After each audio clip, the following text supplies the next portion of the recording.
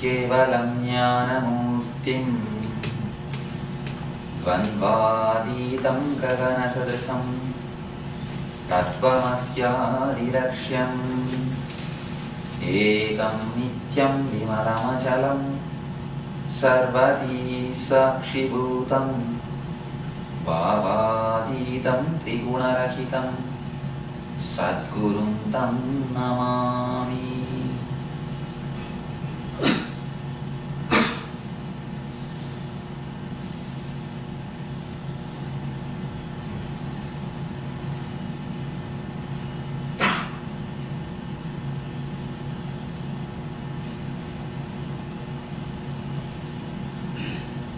Dear friends,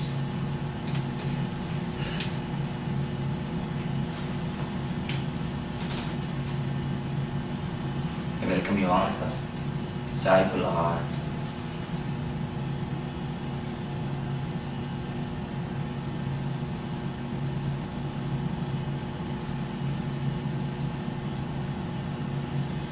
You have all come to have the spiritual knowledge.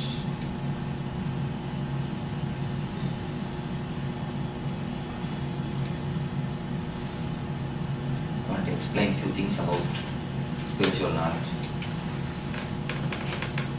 There are three kinds of knowledge in the world. The first is intellectual knowledge. Logic, mathematics, science, whatever we have studied from the young age, in the schools, colleges, university, all these things are intellectual knowledge, which we receive from a teacher. Information, like informations. 1 plus 1 is 2, 2 plus 2 is 4. Logic, mathematics, science of the outer world. Whatever you have studied, almost everything is intellectual knowledge. If you want to have intellectual knowledge, if your head is open, if your brain is open, if you are sitting in a place and receiving the information, that is enough. Nothing more is necessary. That's the next level of knowledge. Heart, the knowledge, the things belong to the region of art, which we call art, painting, poetry, sculpture. All those things belongs to the region of art. They don't belong to the region of head. You cannot learn swimming by having a guide how to swim. You can never learn art having a book how to do the painting. No. You need little bit of heart. You can never make a poetry just by intellectual knowledge. If you try to write a poem only with the head, the poetry will be missing in the poem. It will be only the dead skeleton of the poetry, never the poetry itself. To make the poetry, to make the ultimate poem, to make a poem with poetry, you need to have heart. The next zone, the next dimension of your being must be opened. A Zen master, he used to teach how to make pots, pottery. He's an enlightened man. He used to teach the people how to make pots. By teaching pottery, he used to give them enlightenment or meditation. When somebody comes and asks him, "Master, can you teach me how to make pots?" He will tell, "I can't teach you, but you can learn." I can't teach, but you can learn. So if you want to learn things about art, you need not only your head, your heart also. Only your head will not do. With head, you can learn all the informations. When the poetry is written, who wrote, how many words, what is the chandas, or what is the language. You can collect all the informations about poetry. But with the heart only, you will be able to digest the poetry. Without heart, you will be able to have only the information, but not the poetry itself. To go for the next dimension, you need heart. The spiritual knowledge is the third dimension. It is not only head, not only heart, it needs being also. It is something more than head and heart. It needs your whole consciousness, your whole being. To have intellectual knowledge, your head is enough. To have emotional knowledge, your heart is enough. But to have a spiritual knowledge, your whole consciousness needs to be opened. Your whole being needs to be opened up. You need to open your whole being. Unless you put your whole being to have a spiritual experience, to have a spiritual knowledge, is not possible.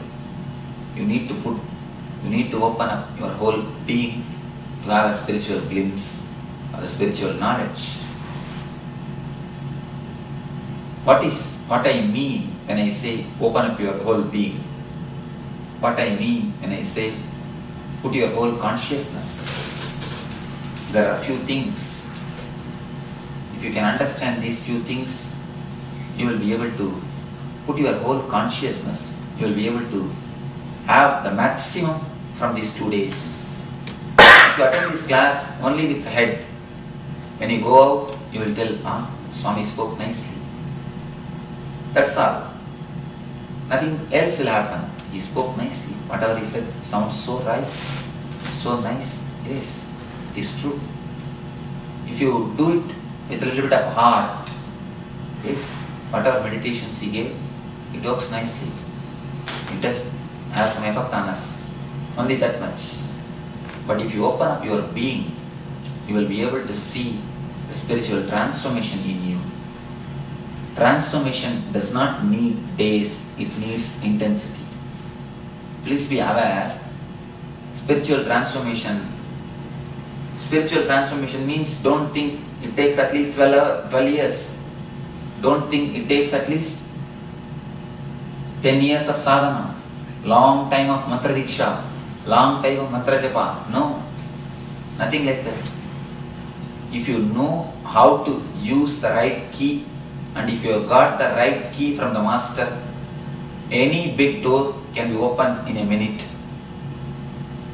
Because we don't have the right key, we go on postponing, we go on suffering in front of the big doors. So with the right key, transformation is now and here. Nothing needs to be postponed. So never have a prejudice. Oh, how can I have spiritual transformation in these 2 days? How can I have a God in a weekend? Never think. God doesn't need days, He needs only the intensity. Intensity to open up. People say that knock and it shall be given. I say God is already knocking our door, only we need to open.